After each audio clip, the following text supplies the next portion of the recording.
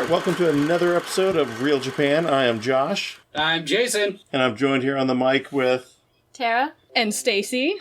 And Wesley. Woo! Hey there. You guys might not be able to tell from the sound here, but Wesley is all the way in Japan. I am in Osaka right now. This is how we do social distancing. Yeah. Oh, now somebody's been dating this podcast that won't be released for another 5 years. Hey, I got through the backlog, so this shouldn't take too long to come out. Well, time will tell.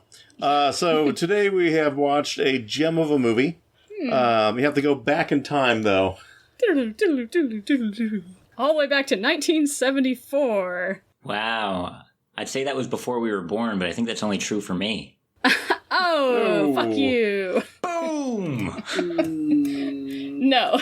This movie is from before when all of us were born. 1974's Lupin III Psychokinetic Strategy? Mm-hmm. Yeah, I think that's Strange psychokinetic Strange? strategy. Oh my god. I can't remember the weird title of this weird movie. Well, I mean, I think it's a pretty basic title for a 1974 movie.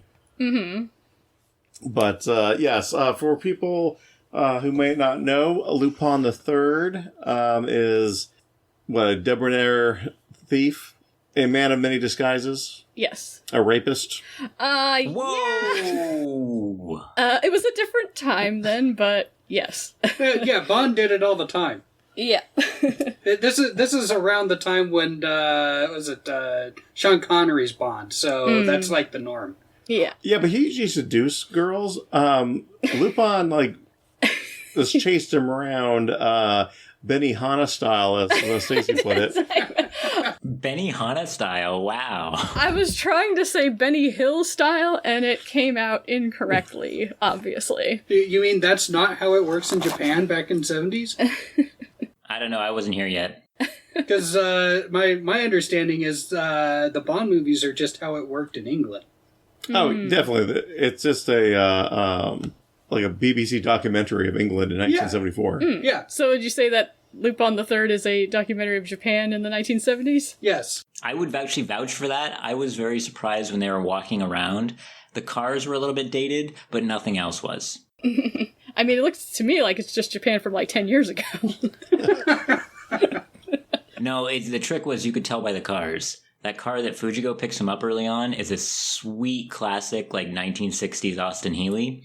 I don't really find those anymore, but... Shut up, car nerd. Whoa! Yeah, this isn't a car talk.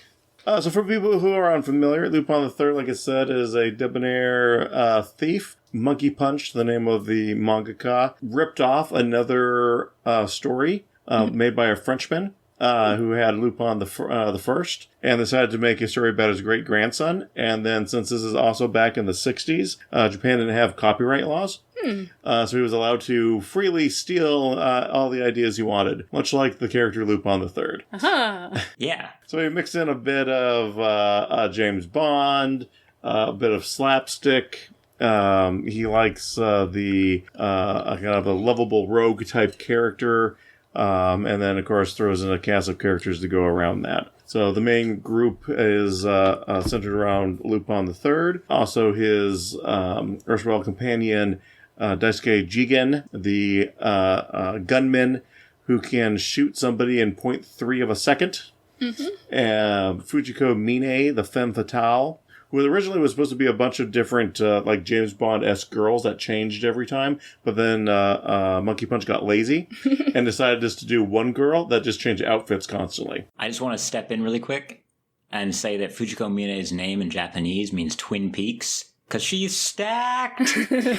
Yeah, so I thought, though, in this movie, her name should have been Yamatoko, because she's flat like the plains of Tokyo. Wow.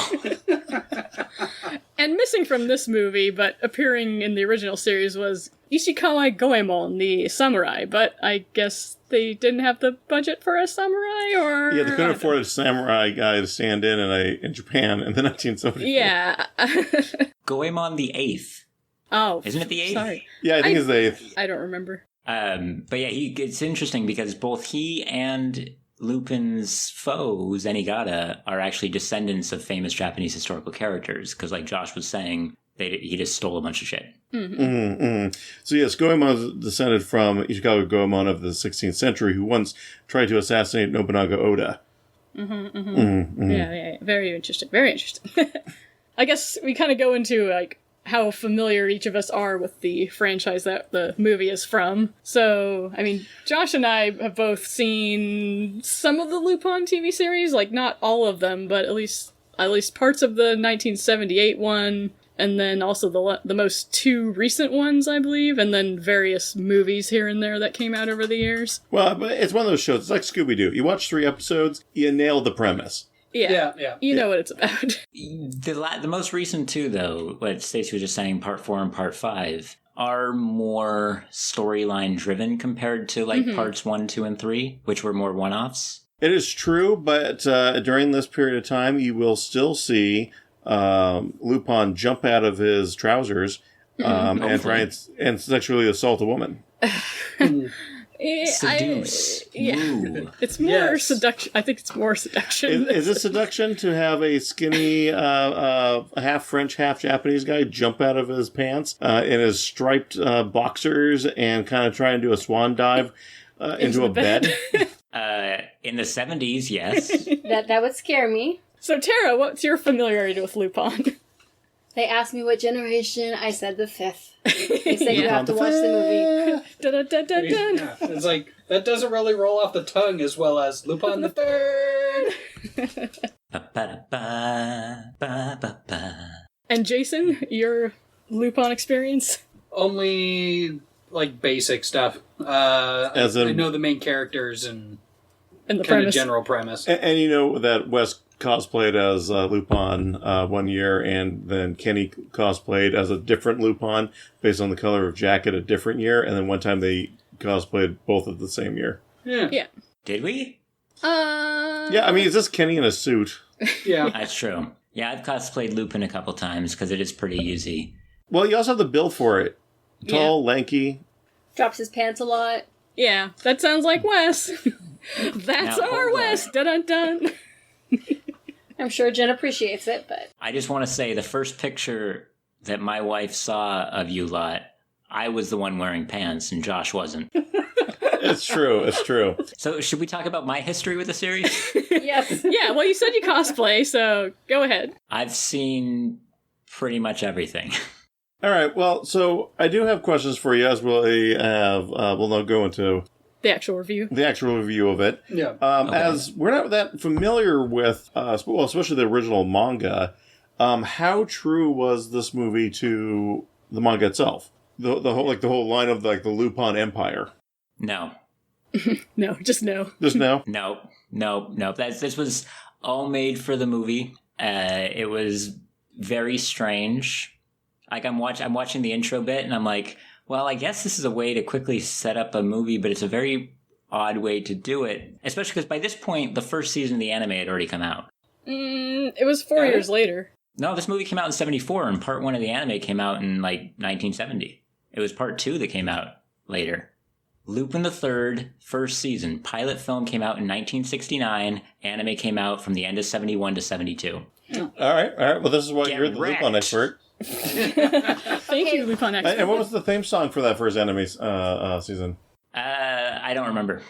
Because the good one didn't come out till later. That's the one that, that's the only one people know, is the one from the second season. Yeah. Yeah, well, because the one from the second season then gets remixed and released in every other season. Correct. Yeah. Well, not much of a Lupin expert are you now? Well, you couldn't remember the theme song of the first season. Yeah. You hurt me. You hurt me deep. So, yeah, I think it's a little hard to describe the plot of this movie because it was lacking from Fujiko. Ouch. But apart from that plot, the other plot seemed a bit disjointed and weird throughout. Like, there was kind of... It seemed like it was 3 different episodes. Yeah. Like if you took 3 different episodes of the manga, or the anime, and then just kind of combined all 3 of them together in one feature-length film.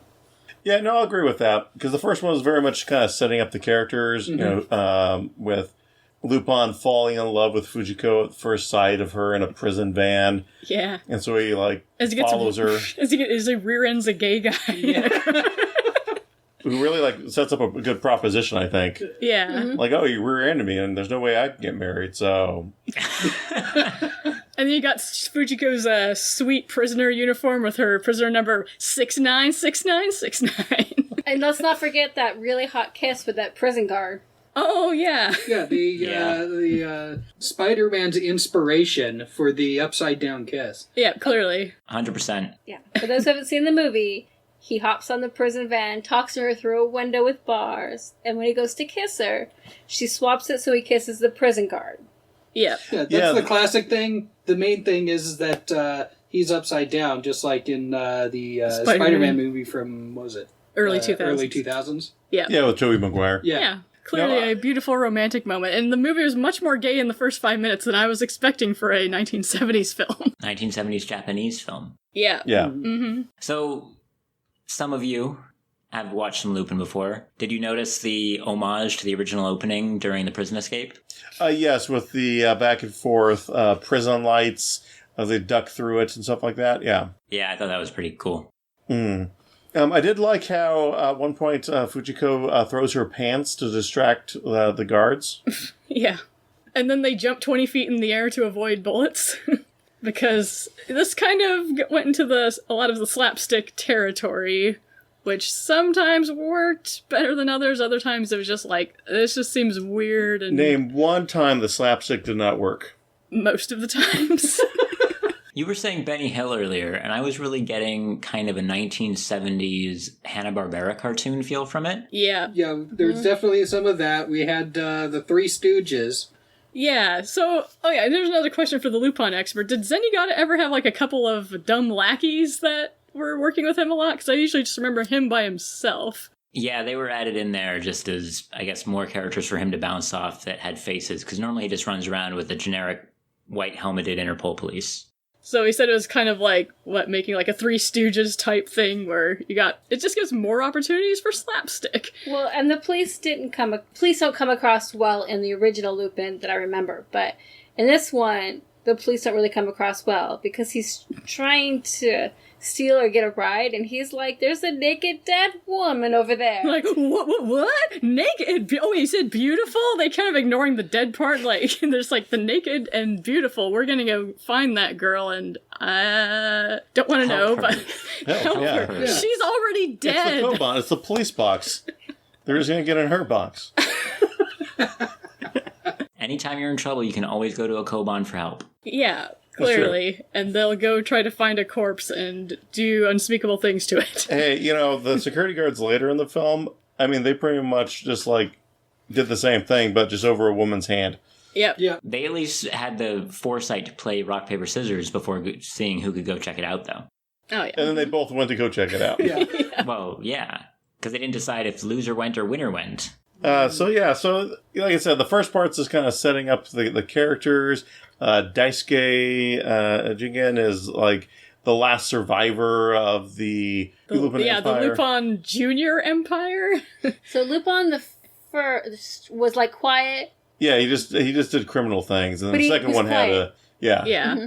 And then the second was like, I'm going to build a whole empire. And he combined everything into the empire, the whole world. He owned all of the criminals. Yeah. Yeah. Except for one group, apparently. The macaroni gang. Yeah, macaroni. Yeah. So you kind of find out about this in a very interesting way of introducing the Lupin character itself when Daisuke tracks him down to a Catholic orphanage, which I would say had the best acting in this movie. Oh, wee. Amen. Yes. Like, how do you make somebody French? You just take a Japanese guy, put a wig on him, and make him say "we" a lot. And for 1970s Japan, that character is now clearly a French guy. Yeah. Oh, clearly I was fooled.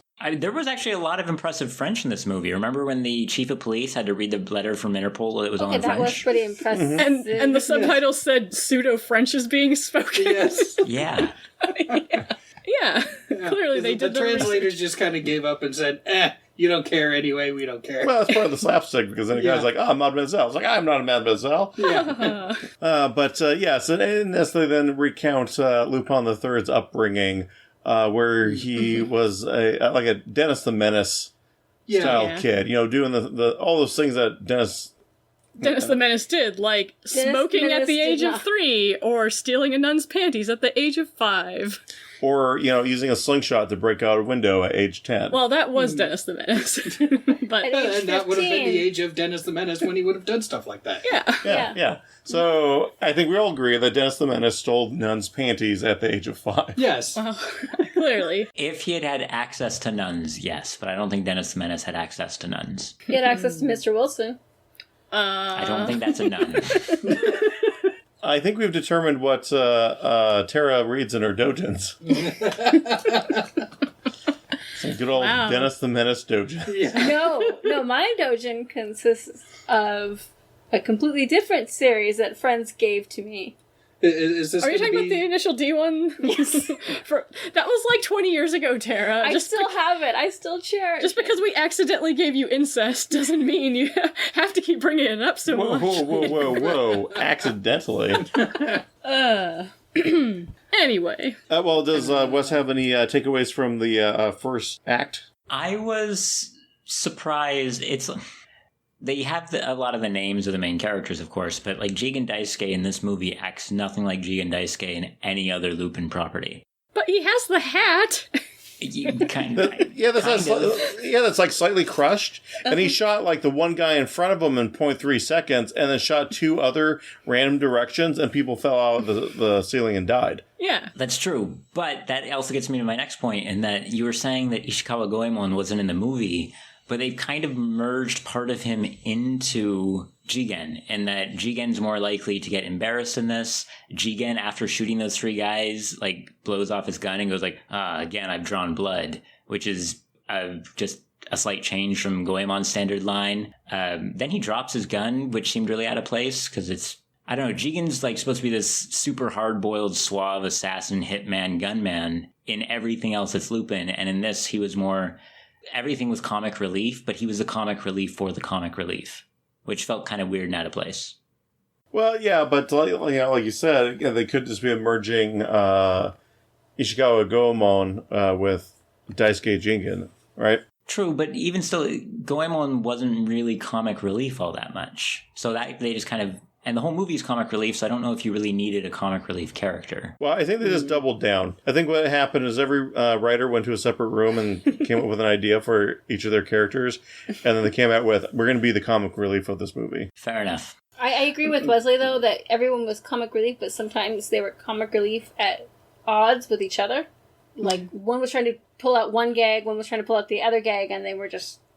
We're not talking about your sex life. Whoa.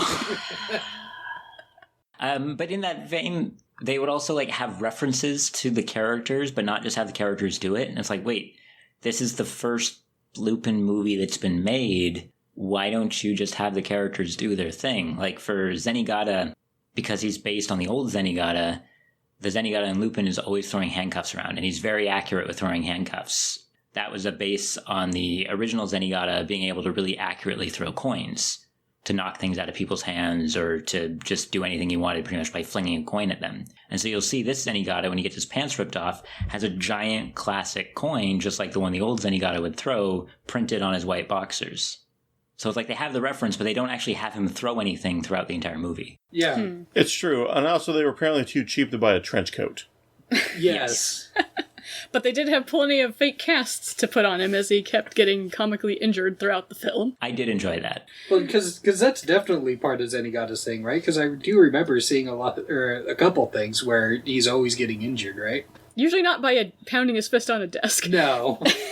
Must be the and hardest. usually not by running and then sliding on a gravel road so much that it melts the soles of his shoes. Yes, yeah. That the way they have to put the feet in some water In the river. in a hilariously steaming motion. Mm-hmm. Yeah, that's very much a Hanna-Barbera, Flintstones kind of a style. Mm-hmm. So probably one of my favorite parts of the movie is actually when Jigen and Lupin meet for the first time.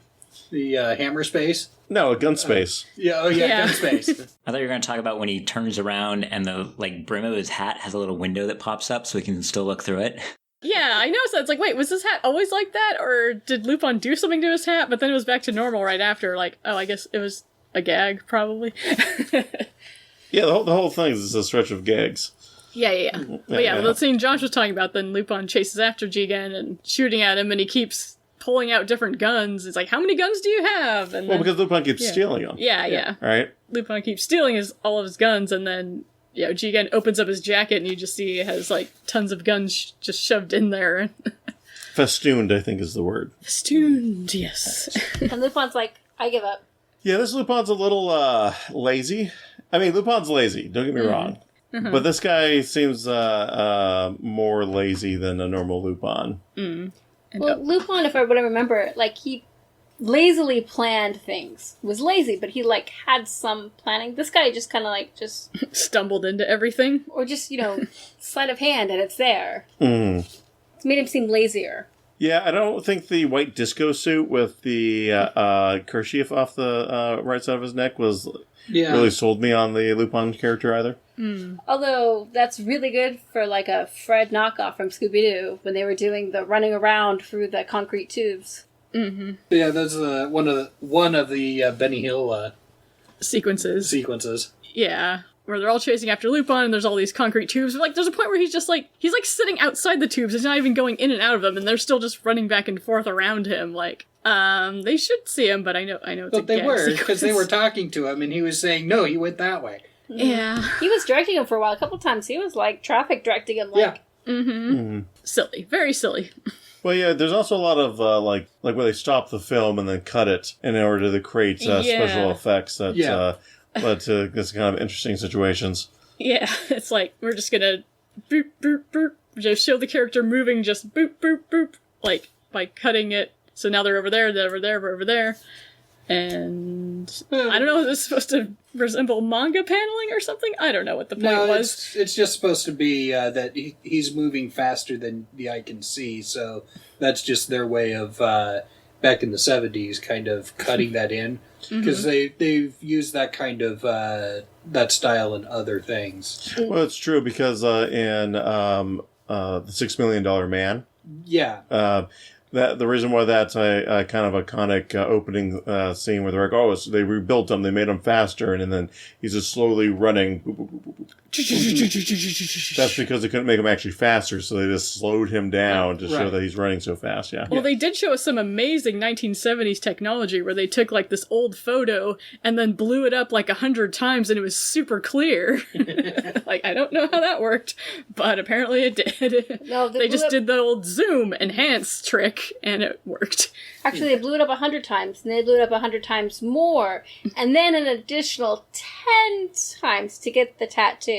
Is the tattoo part of the Lupin series? I've never seen that before. No.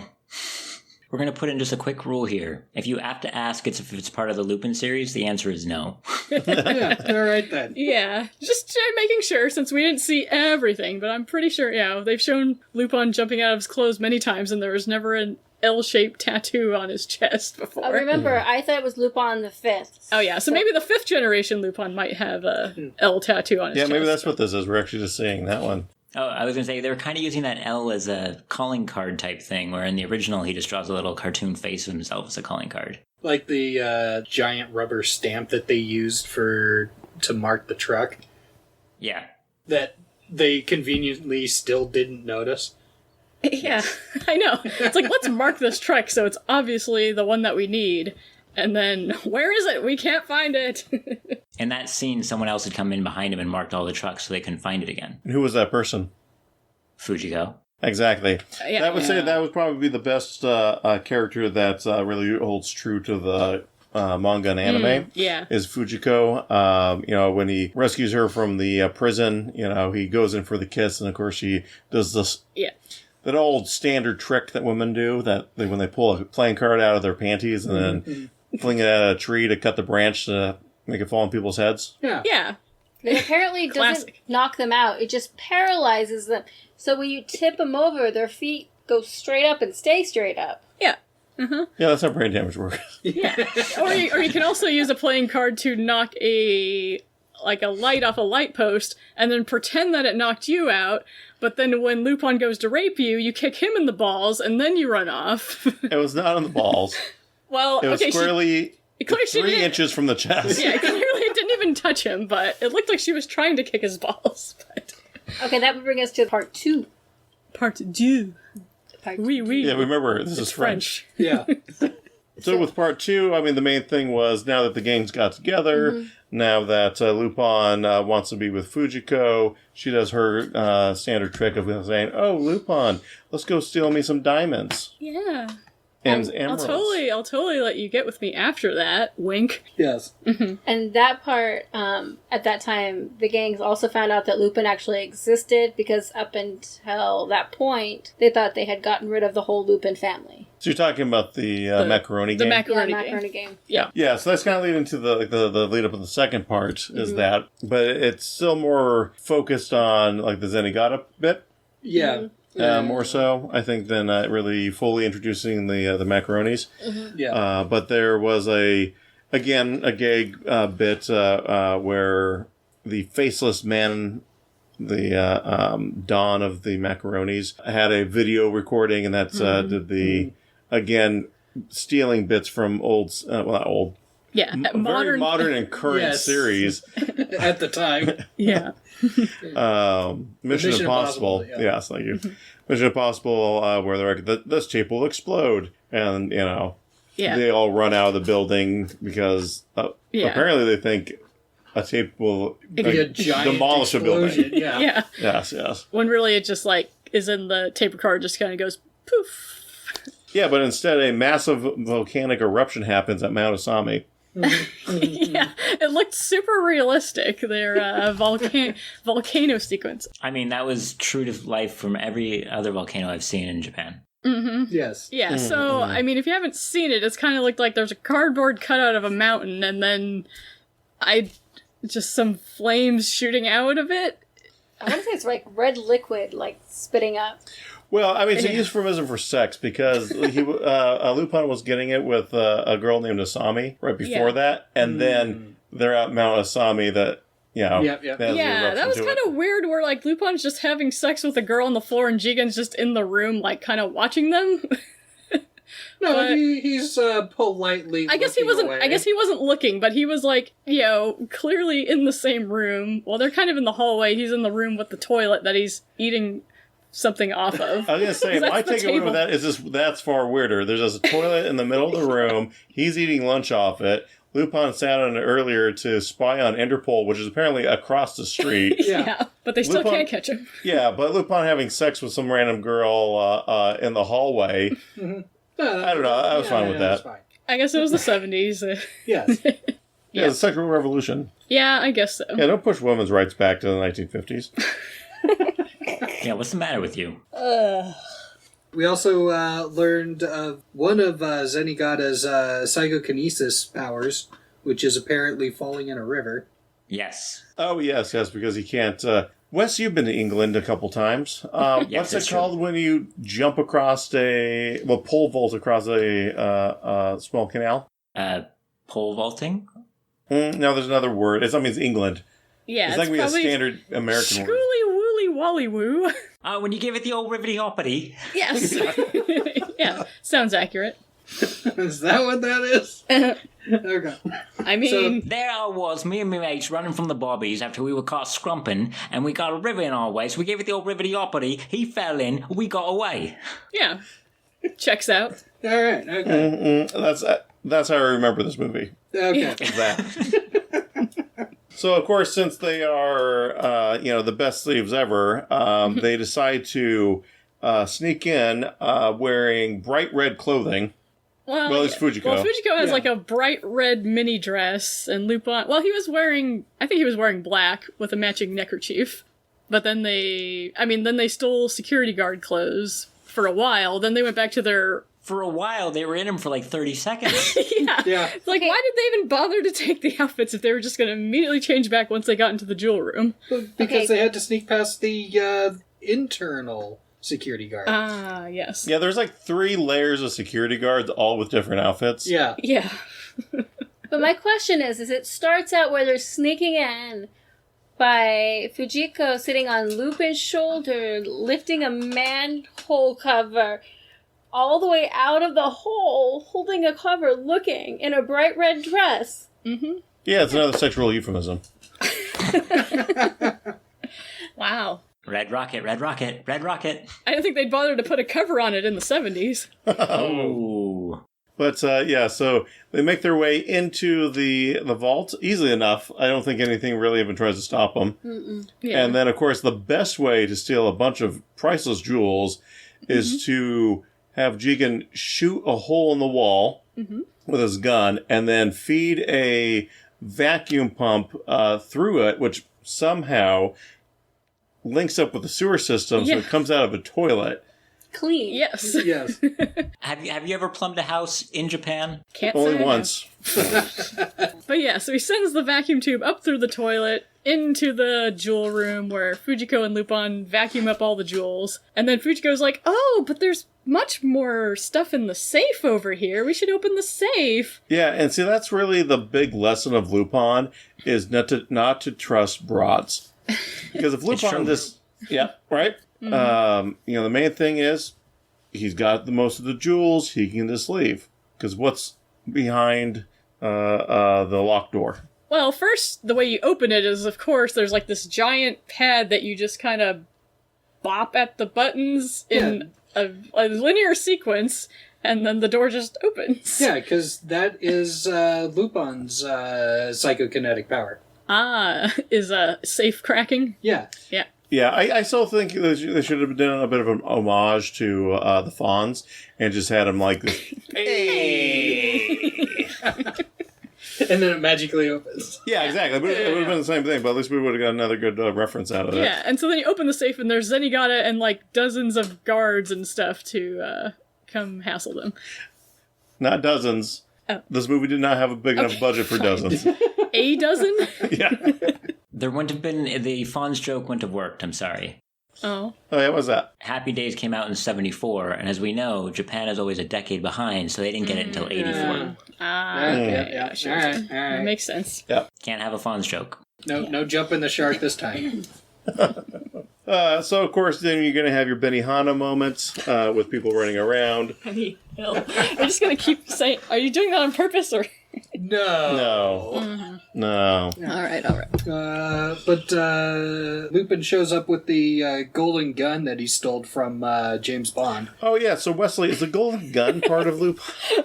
No. What did we tell you before? No? So then they go into the this amazing chase sequence.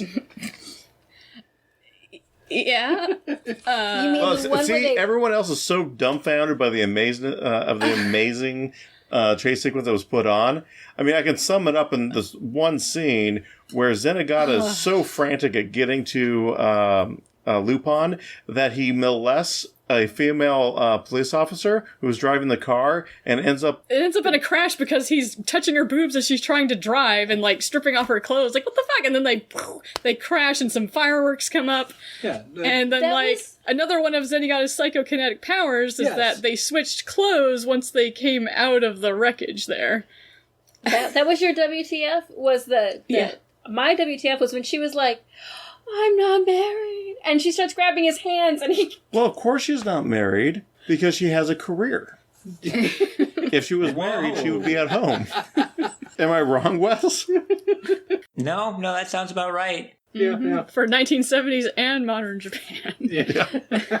Yeah, that was... I mean, there was a lot of cringy assault-type scenes, but that one seemed one of the most gratuitous. Well, gratuitous, yes. I'll give it gratuitous. Yeah. I thought you were going to say one of the most cringeworthy, but that would really be the ones when he was really like, when he's just like, oh, by the way, stole your bra.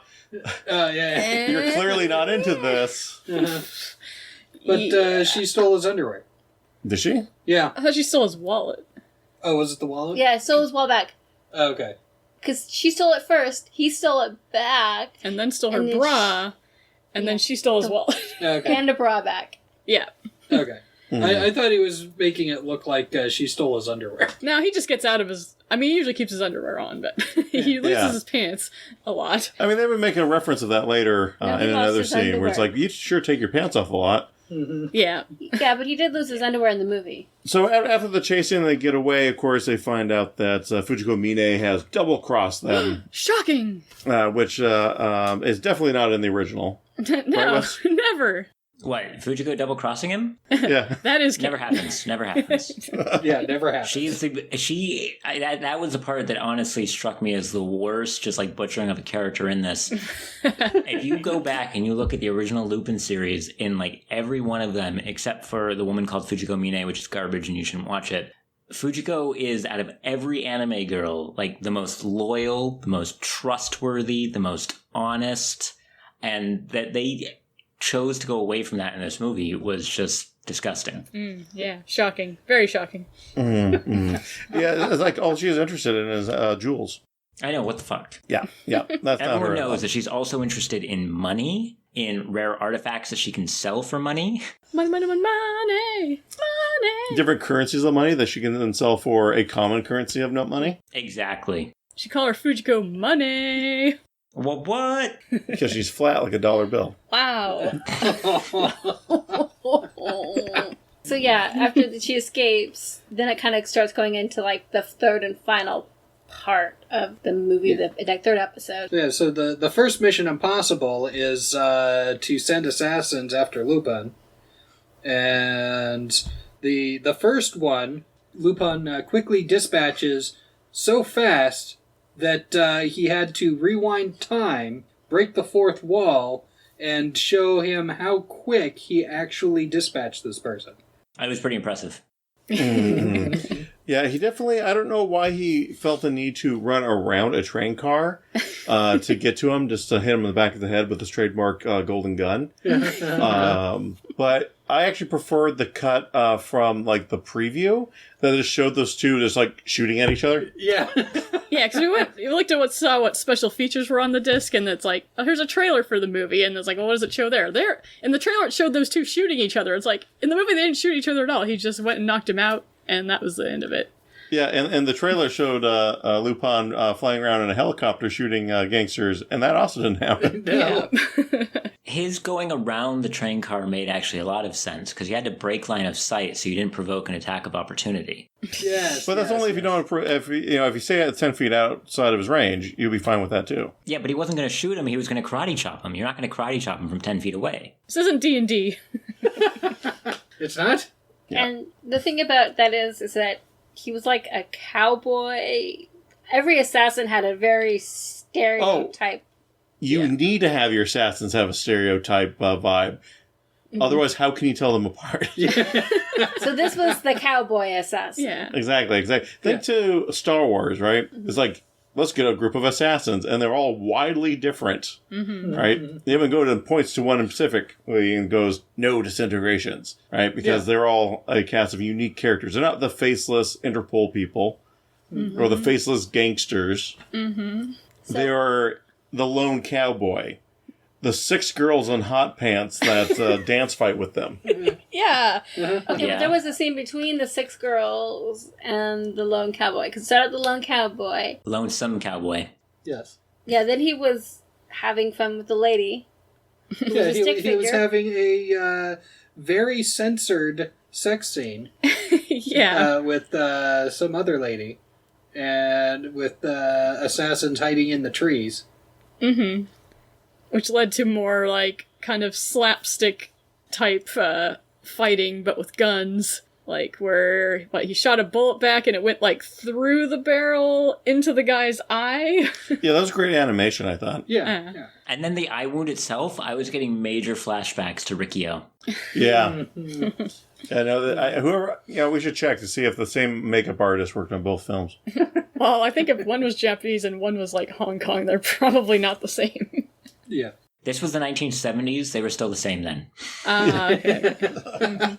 So yeah, our censorship was 2 stick figures in the bed. Well, yeah, Well, it's like the male and female symbols turned into stick figures, rolling around, pounding each other. Yeah, pounding in the bed. Not once, not twice, but thrice. Yeah, for Lupin the Third, he can go 3 times. Well, yeah. Oh shit! Now it makes sense. Yeah.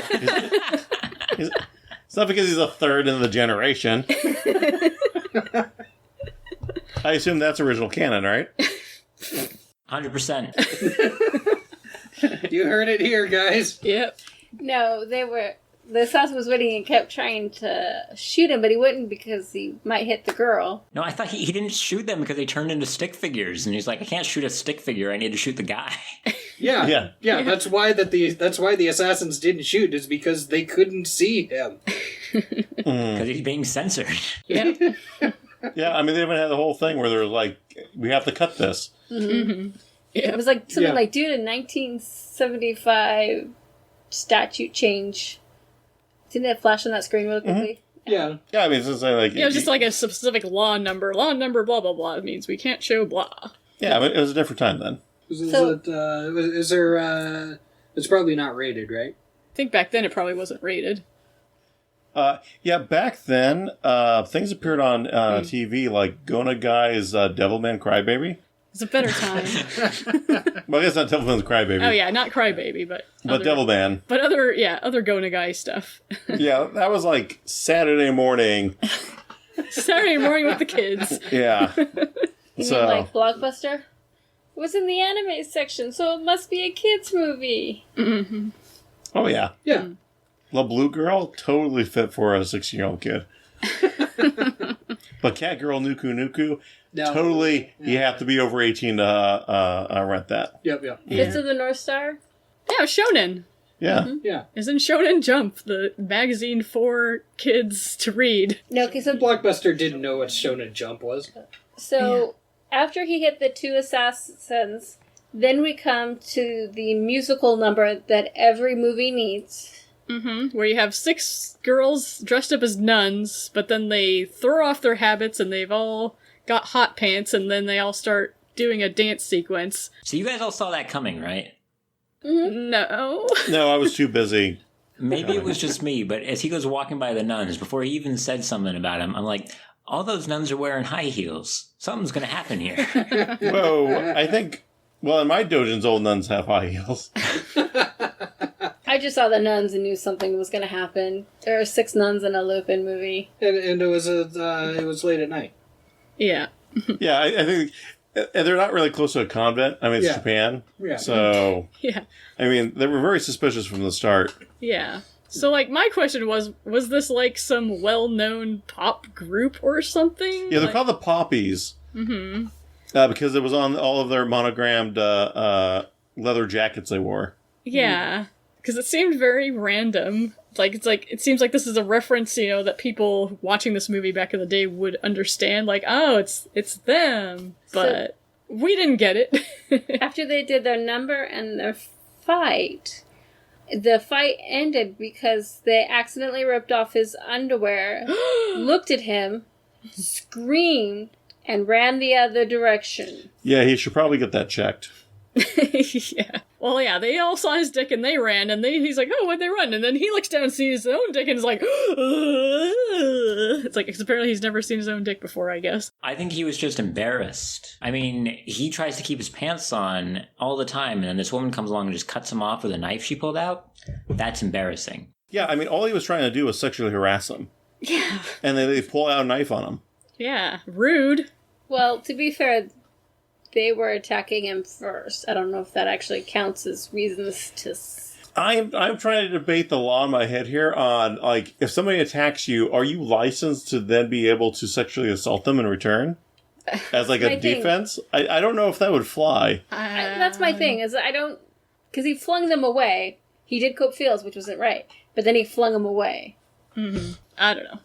I think the main part of it was that they just could show some more flat Japanese asses to the camera. They do that a lot. Yeah.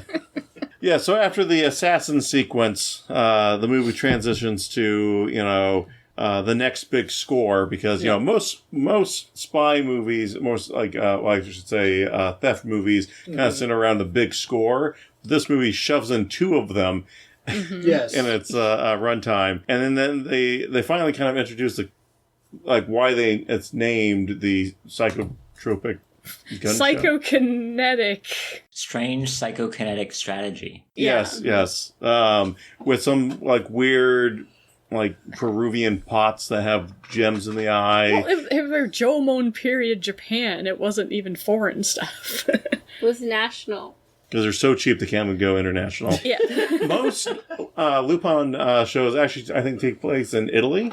Yeah, they get around. So like a lot of them take place just going anywhere in the world that they feel like it. And then season 4 was all France, I believe, and season 5 was all Italy, or that's the other way around for those two. Yeah. Because he's an international thief, not just like in Japan. Yes. Yes. Yeah. Well, this one, because this is his starting out, or his origin story, so Kind of. he even said specifically that he believes that everything in Japan belongs to him. Mm-hmm. That's true. As he sleeps in a cement tube. Yeah. Yeah. Well, that's Well, just when he- where he felt Yeah. like it. That's where he felt like sleeping that day. He can also Another sleep day. in the weird toilet room. Yeah. Yeah, if he wants to. Across the street from Interpol. Or he can just pretend to turn himself in and sleep in a prison cell. Yeah. That was like the end of episode 2 and like beginning of episode 3. For some reason, he was just like, I'm turning myself in. Yeah, he was bored and he wanted a place to sleep. Yep. Yeah, but that's not really like stealing. No. Yeah. Yeah, right. Just kind of fucking with Zenigata. And Well, then, and I think that's the point here is that Lupin doesn't feel that he's actually stealing anything because it all belongs to him in the first place. yeah. No, I don't buy it. Yeah, all right. So we have to escape from jail. So the way we escape from jail is a psychic comes in and as his lawyer.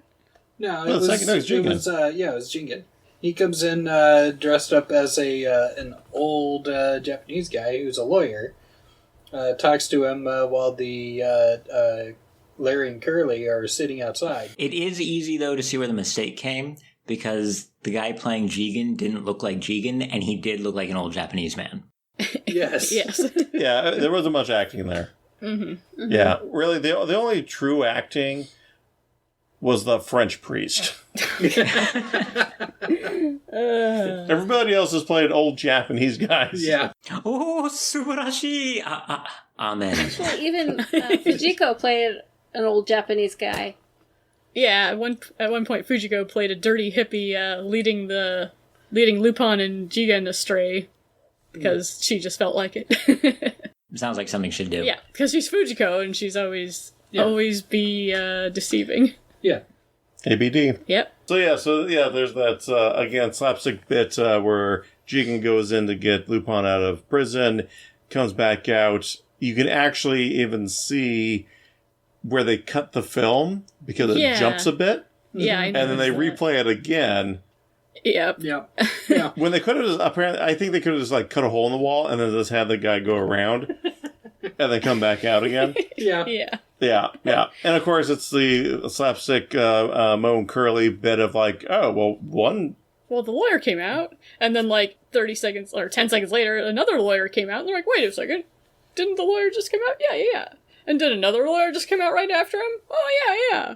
Oh, what? And then And Lupin's gone. What? Okay, so we skipped a small part about that, only in that Fujiko manages to get herself kidnapped by the Macaroni gang. And so Lupin's like, I'm going to stay in jail. And they're like, but Fujiko's been kidnapped. And he's like, what? You must rescue my love. And then escapes. Nice, he had motivation to get out of there.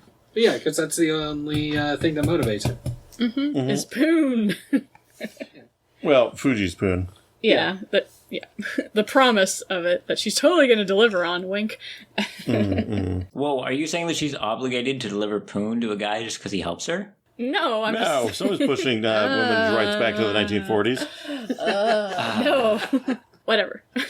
She is the worst. So this is really what sets up the third act. Fujiko has been kidnapped. Of course, I don't know, kind of fell into the whole thing because she literally fell into a net Yeah. Yeah. Yeah, when she she's trying jumped to off the side of a ship to escape and then just landed in a net. Yeah.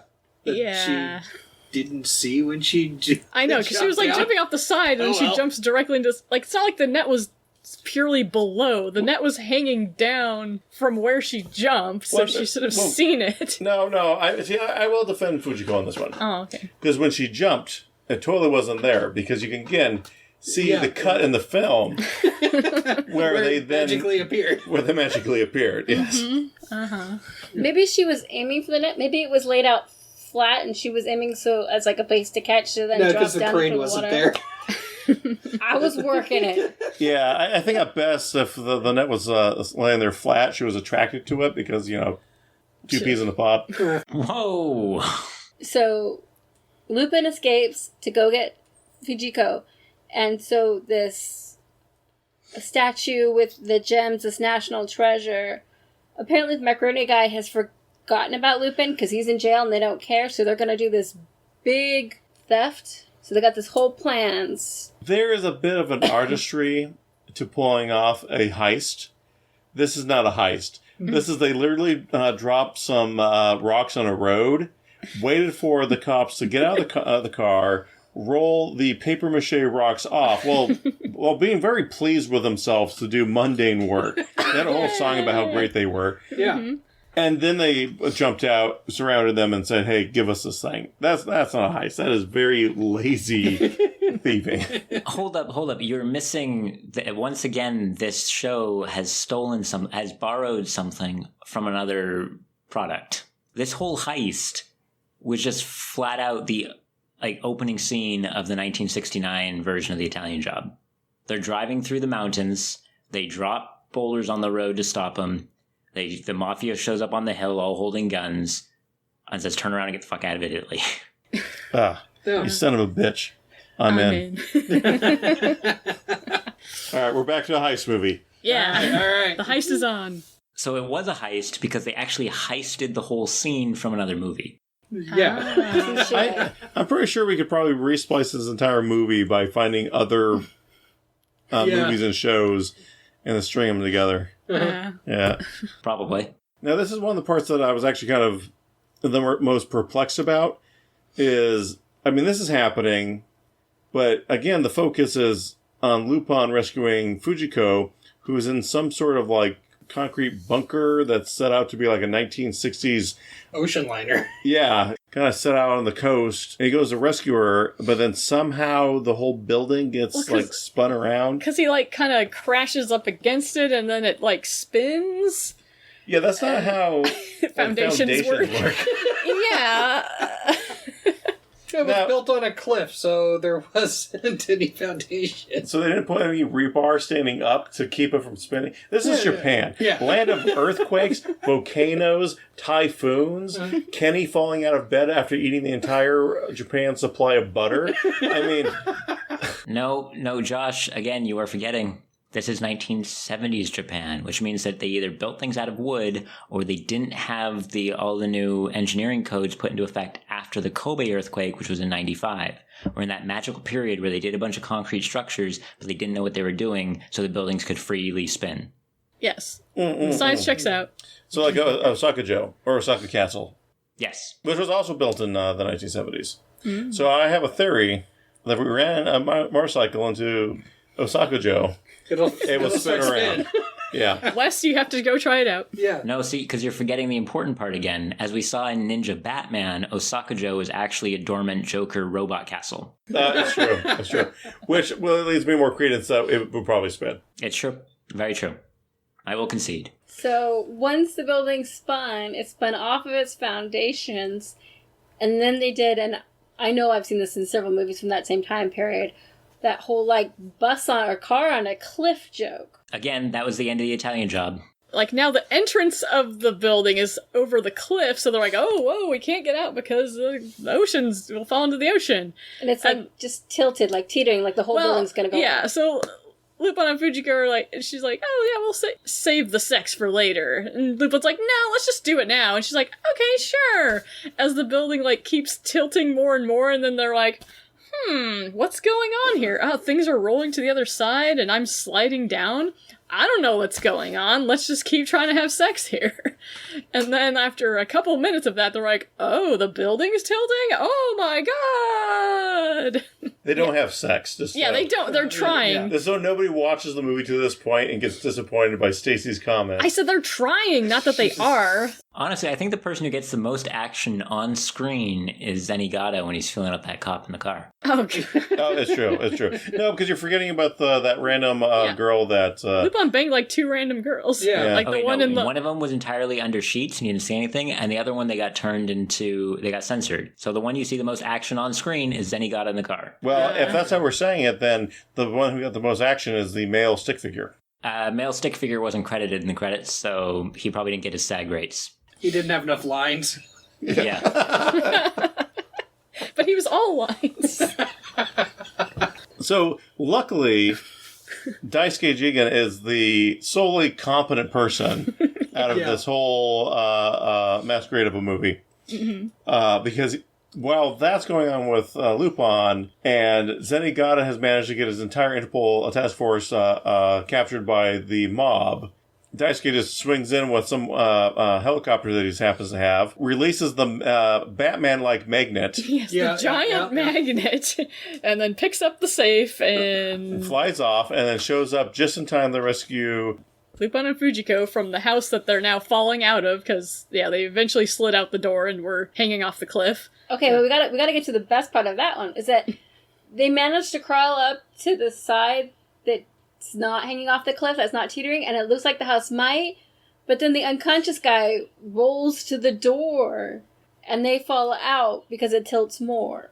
But they grab his belt that has been pecked by a raven. Yeah, so I was kind of not paying attention at that point in time because I was trying to find out about the poppies. That group of random assassins, non-assassins. Mm-hmm. Wes, what was your take on the crow perched on the guy as they fell out of the building? Well, the Poppies were a 6-person women's girl group who only had like 8 records from 1970 to 1978 in Japan. And I can see why you'd put them in this, is to be kind of that, woohoo, look at these cute girls we've got who were also popular at the time. But, wait, what was the question? The raven with the guy unconscious while they were hanging out of the building. I don't know. I'm sure this is a euphemism for sex. That's fine. So, so we don't have ravens here in Japan. We only have crows. Oh, it's true. Lupin is falling. Fujiko's holding onto his belt. His pants are giving away again. I'm shocked. What? As she was holding his pants, they were kind of starting to slip. No, how could you possibly be shocked at that? Yeah. How many pants have you held on tightly to while dangling off a helicopter? Well, not even off a helicopter, off of a safe that's attached to a helicopter via a comically large magnet. Yeah, like from Acme. At that point, I wasn't actually holding on. I was holding on to a belt hanging out of the house yet, because we haven't dropped yet. It was at that point where his belt started to give away. No belt is going to hold up to that. I grant you that. Yeah. And no, I have never had the pleasure of hanging on to a man's pair of pants over a steep drop down a cliff into an ocean. Well, I mean, who hasn't? Apparently not Tara. Me. Jeez. Typical Tara. I live such a sheltered life. It's true. It's true. That happens to me at least like twice a year. Less now that Wes doesn't live in the U.S. anymore. It's true. I brought all my daring helicopter escapes with me to Japan. So then they fall, and then the crate swoops in and they catch the crate. Yeah, and they fly off, and the helicopter starts losing fuel, and it starts sputtering. So they drop it conveniently off at the National Science Museum, where they were where it was originally supposed to go anyway. And we have a happy ending because Lupin is the national hero. Yay! It's true. It's true. And actually, Zenigata is also a national hero a bit, too, because he manages to catch the entire Macaroni gang, because while they're all looking at the escape, he just has his Interpol police run up behind him and arrest all of the gangsters. Yeah. Except they all escaped off screen. It's true, because one guy still had a gun. Yeah. They all escaped off screen, and Zenigata got blamed for that. Yeah. And Lupin was let free because he was a national hero, and that the only witness was Zenigata, who was an absolute liar for his boss. Yeah. Yep. Yeah. You can't But trust they him. have a mustache. Mm-hmm. Well, you can't. Honestly, I'm surprised that Zenigata wasn't put on suicide watch, because he tries to commit suicide in this movie. Yeah, he does. It was the 70s. Nobody cared then. It was a gag. Since Goemon wasn't here, they didn't have a samurai sword to actually commit seppuku, so he tried to use his gun. Yeah, and then he tried to, well, after chasing out his subordinates with a gun. Yeah. Yeah, which is, again, totally 1970s Japan. Yeah, just regular disciplinary action. Yeah, well, I guess the gun, not the gun, sort of the gun. Yeah. Yeah, because this is Japan. You can't have a gun like that out there. They don't believe regular Koban police have guns. I mean, in Osaka, but... Well, yeah, but in Osaka, you can get a street fight just by walking out the door and accidentally bumping into a person. It's true. It's true. It's happened to all It's of us. happened to Wes like twice this week already. Yeah, but I do it on purpose. I don't count. Yeah, Wes is the guy outside your door that you bump into, and he's just like, jump. That we can hear the sounds of the coins in your pocket, so he knows how much to rob you. Yeah, okay. Wes leaves his house? Only for those purposes. Yeah, Okay. only to make money. No, he doesn't really leave the house. This is just to Jen when she leaves for work in the morning. Gotcha. I need my lunch money today. I mean, this is all true. I don't know if you're looking for a response here or what. Well, yeah, because we were just planting some cameras around Jen's and Wes' house. Yeah. It was really We're hard actually when he moved. watching Wes on camera right now. Yeah. You shouldn't be doing that while we're we're doing or while we're recording. Yeah, the hand podcast. check. Yeah. It works affectionately. I didn't see his hands go up, so you know what that means. Back to the movie, there was one final part. So he's a national hero and they have a certificate, and the police commissioner's going to make Zenigata present it to Lupin. So then they run around a cargo bin. Yep. And we get one more Benihana sequence. Yes.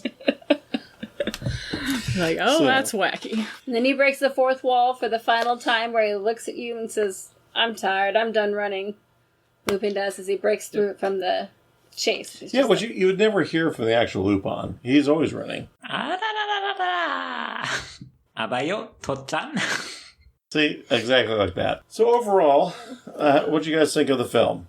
I thought it was very odd, kind of disjointed with all, as we talked about, like multiple plot points going on, a lot of gags interspersed with all of it, some of which worked, a lot of which didn't. Yeah. So, this movie didn't age well. There were a lot of questionable actions, things that are no longer acceptable. I think for the time, for a movie coming out for people who love the anime and the manga, this was probably a pretty good movie, if a little disjointed. But if you look at it as like the three separate parts, it makes more sense. But as a whole movie, it doesn't really work. Wes? It existed. The characters were, having watched probably too much Lupin, the characters were almost too far removed from what I would expect from them. And I think that I would have preferred that played the characters a little bit more like the regular ones, even if you still want to make it more slapsticky and stuff. So, I don't know, it was fun to watch and talk about, but I'm not going to really feel a need to watch it again. Yeah, I kind of agree with that. It was a fun movie to kind of watch. It had the little bit of the campy feel to it with the additional humor that kind of kept it going. And the odd cuts were a little off-putting, but overall, I guess a product of its time. But it's still an okay movie. Yeah, I think when you're taking it as you said, Jason, as it's really 3 episodes kind of put together with kind of a plot to tie it together, it does come together better. I wouldn't say it was an absolutely stellar or even mid-range movie. I mean, overall, it wasn't entirely bad. It's not definitely the worst one we watched. No. Mm-hmm. Yeah. Yes, it's dated, but so is Friends at this point in time. Go back and watch that. That's rough. Yeah. Because they should have known better. This is 1974 Japan. Nobody cared then. Yeah. It would have been interesting to have watched it in 1974 and then to be Japanese to really get all the references. Because I think a lot of them, I think all the girls were famous Japanese people at the time. So when he's, with the girl in the toilet room. Mm-hmm. You don't see her, and at the end, a futon comes out and you see her face. Mm-hmm. I'm sure that meant something. Yeah, I think both the girls he was with and the assassins, because I noticed when we watched that preview, they kind of singled out those characters and gave their actors' names, so I assume they were famous people, even though they were just cameos in the movie, because they still pointed them out in the trailer, even if their scene was only a couple minutes long, so yeah. They probably were famous. Yeah, it's definitely kind of had a little bit of the Bond film type feel to it when it came to, they had pseudo big names potentially at the time. Correct. And I mean, that's what Monkey Punch, again, the author of Lupin, was trying to be kind of for with this too, was mixing in the elements of James Bond. Mm-hmm. I think, probably the worst part is that, if anything else, Lupin, Fujiko, Zenigata, and Daisuke Jigen are all kind of doing cameos in a movie that's supposed to be about them. Yeah, yeah. Much less than it being a movie about them. Mm-hmm. Mm-hmm. Right. So, I mean, overall, yeah. What do you want to rate it? Yeah, I'm torn because again, and actually watching the film quality for a 1974 film wasn't that bad. Yeah, it actually felt like it had a moderate budget for something at the time. Mm-hmm. Yeah, exactly. So I'm a bit conflicted on which star rating to give it. So I'll have Stacey go first. I think I'll go with 2.5 Benny Hill chase sequences out of 5. Yeah. I think you are right. The cinematography was really good. The slicing wasn't that great. And the movie pacing wasn't that great. Okay. I'm going to go 2 out of 5 assassin deaths. Okay. Yeah, I think with the 3 episodes combined, but it was kind of missing the overarching plot to kind of tie all 3 of them together. So I would go 3 Stooges out of 6. Wes? I think I'm going to be actually then the meanest out of all of us on this one. And I'm going to give it a Lupin the Third out of 10. Just because it came up a few times in the discussions here that it was kind of an introduction. Who are all these characters? Which Lupin was still new enough at the time. There'd been the one anime season out, most of the season had been directed by Hayao Miyazaki, but he wasn't really a big name yet. And so you have to kind of do the introduction, but nowadays, if people are trying to get into Lupin, they've got a lot better ways to do it. There was a Lupin movie that came out just last year called Lupin the Third, the First, and I think that movie was really, really good and would serve as a great introduction to the series for anyone who's trying to get into Lupin. So maybe if you've watched a lot of Lupin and you're like, let's see something weird and crazy from the beginning of it, sure, I'd recommend someone to go watch this, but I'd never go up to someone and be like, hey, you should go watch this weird live-action Lupin, unless they really cared. Yeah, well, the issue with that, though, is the movie that came out last year, Lupin the Third, the First, is animated. So we can't actually watch that, and we have to watch this live action. Yes. This is our only option. Yeah, it is automatically disqualified from appearing on Real Japan. Yeah. This is about, how well does it adapt from the source material. And as Wes is saying, overall, it didn't work. Yeah. It's kind of a fun, quirky movie from the 70s with Japanese antics in it. With that, I would probably give it higher. But if we're going to, really bring in, is it Lupin the Third? I'm going to give it 1 flat-chested Fuji cakes out of 5. Okay. 1 being because it's flat. Yeah, you made that clear throughout this episode. Josh, would you be saying that on a scale from, say, A to double D, it's firmly in the A range?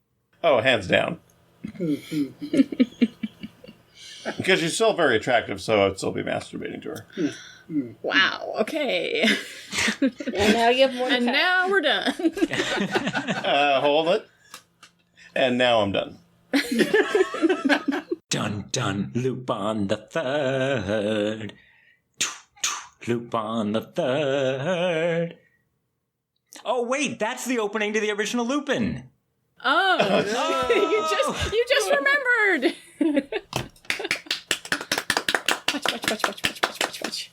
Thank you for another resounding episode of Real Japan. Next time we'll pick a more modern show. but we don't know what that is yet because we haven't got that far. Yeah. It'll be a surprise for everybody. Even us, because it'll probably be like 7 months from now. So, thank you. Again, this was Lupin the Third. We can't say the fucking title. Yeah, We don't know the fucking title. Psychokinetic strategy. Oh my Yeah. god, it's such a forgettable title. Yeah. It's a weird title, like Because the movie. Psychokinetic was only mentioned 3 times.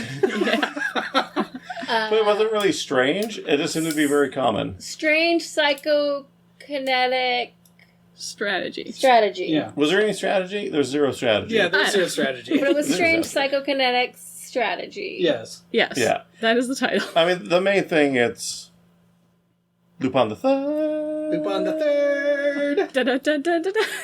真っ赤なバラはあいつの唇優しく抱きしめてくれとねる瞳の奥に獲物を映して寂しく問いかける愛のありか男には自分の世界がある例えるなら空をかける一筋の流れ星